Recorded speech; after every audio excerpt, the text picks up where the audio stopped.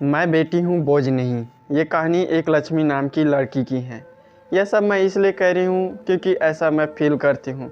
एक लड़की थी, जब उसका जन्म होने वाला था तब उसके दादा दादी और घर के रिश्तेदार जश्न की तैयारी कर रहे थे, क्योंकि उन्हें लगता था कि लड़का होगा, पर ऐसा नहीं था, लड़की हुई। जब लोगों ने उसे देखा और जिस नाम से उसे पुकारा वो था कुललक्ष्मी।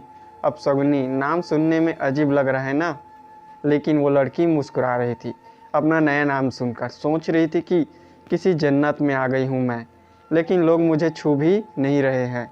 ऐसा लगता है मानो मुझे कोई बीमारी है। जो जश्न मनाने आए थे वो भी चले गए।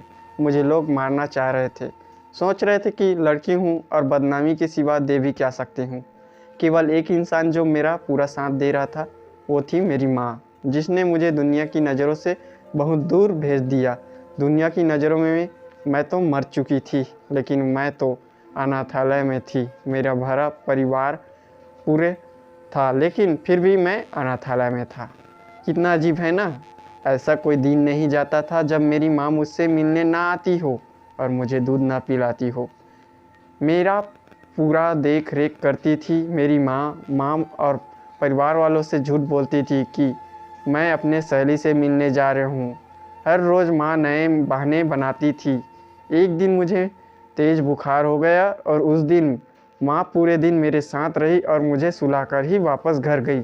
पापा ने पूछा कि इतना देर कैसा हो गया, तो वो बोली कि मेरी सहेली की तबीयत खराब थी और मैं उसकी मदद कर रही थी।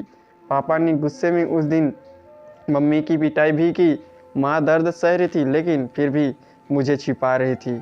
उसे लगता था कि मैं तो बच्ची हूँ, मैं क्या समझूंगी, लेकिन ऐसा नहीं था। मैं सब समझती थी।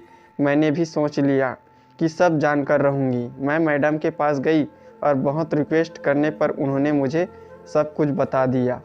यह सब सुनकर मुझे बहुत गुस्सा आया। मैंने तभी सोच लिया कि कुछ अलग करके दिखाना है। कुछ बड़ी हुई तो मैंने बॉक्सिंग क्लब ज्वाइन कर लिया। जब 18 साल की हुई तो मुझे स्टेट चैम्पियन का खिताब मिला। 2 महीना बाद मेरा एक पाकिस्तान की लड़की ने नेशनल मैच था। जब मीडिया मेरा इंटरव्यू लेने आई तो मेरी माँ का फ़ोन आया और वो बेचारी बोली कि बेटी, अपने कृपा परिवार की बुराई मत करना। मुझे तो हंसी आ रही थी कि मेरी माँ आज भी अपने परिवार को बचा रही थी। मैंने इंटरव्यू दिया और पूरी जनता ने टीवी पर वो इंटरव्यू सुना। शाम को माँ ने बताया कि टीवी देखते हुए पापा बोल रहे थे कि वह क्या लड़की है, कितना नाम रोशन कर रही है अपने माता पिता और परिवार का। वो लोग तो मुझे छोड़कर चले गए थे यह कहकर कि मैं कुललक्ष्मी हूँ। आज वो लोग मेरे से मिलना चाहते थे और मेरे साथ फ़ोटो खिंचाना चाहते थे, लेकिन आज भी वो मेरी पहचान से अनजान थे कि मैं कौन हूँ। ठीक 2 महीने बाद नेशनल चैम्पियनशिप का मैच हुआ और वो सभी मुझे देखने आए थे। बहुत सारे लोग मैच देखने आए थे और सभी बोल रहे थे कि, लेकिन मेरी नज़रें उस भीड़ में अपने परिवार को तलाश रही थी। दूर भीड़ में मुझे मेरा परिवार नज़र आया। उनको देखते हुए मेरा अंदर गुस्सा भर गया और सारा गुस्सा मैंने अपने प्रतिद्वंदी पर निकाल दिया और वो नेशनल खिताब अपने नाम कर लिया। फिर क्या, सभी मुझे इंटरेस्ट हो गए। लोग मुझसे मेरे परिवार के बारे में पूछने लगे। बहुत मजबूर होकर मैंने बताया कि मैं वो लड़की हूँ जिसे 20 साल पहले मार दिया गया था, जिसे सबसे पहला नाम कुललक्ष्मी दिया गया था। मेरे पूरे परिवार की आंखों नम हो चुकी थी। तभी दूर भीड़ में से भागकर कोई मेरे पास आया और मुझे बेटी कहकर पुकारा। ये सब मानो मेरे लिए कोई सपने जैसा था। जो बचपन का प्यार मैंने खो दिया था वो अचानक ही मुझे मिल गया और उसने मुझे गले लगाकर सभी से कहा, यह मेरी बेटी है जिसने मुझे पिता बनने का हक दिलाया। सभी लोग मेरे से माफ़ी मांग रहे थे।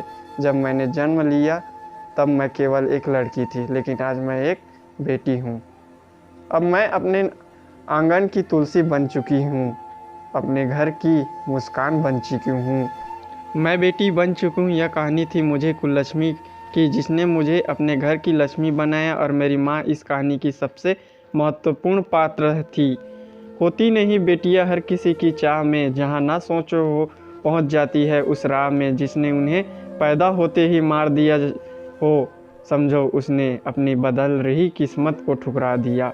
तो दोस्तों, आपको छोटी सी कहानी कैसा लगा अपना राय कमेंट में ज़रूर दीजिए और चैनल को सब्सक्राइब करना बिल्कुल मत भूलिए।